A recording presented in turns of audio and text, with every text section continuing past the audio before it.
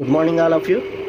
మనకి వాషింగ్ మిషన్లో front load washing మిషన్లో ఈ వాషింగ్ మిషన్కి అయితే మనకైతే డ్రైన్ అనేది అవ్వట్లేదండి. మామూలుగా ఇది మనకి డ్రైన్ అనేది అవనప్పుడు మనమైతే డ్రైన్ అంటే పంపు మోటారు ఇష్యూ ఉందా లేదా అనేది మనమైతే తెలుసుకోవాలి ఫ్రెండ్స్.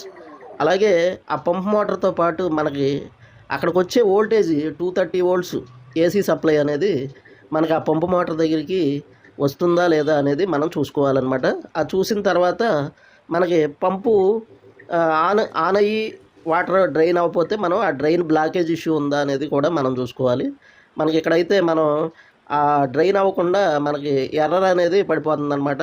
మామూలుగా మనకి వాష్ అయిన తర్వాత వాటర్ అనేది బయటికి వెళ్ళిపోవాలి కదా ఫ్రెండ్స్. ఆ టైంలో వాటర్ అనేది వెళ్ళట్లేదు.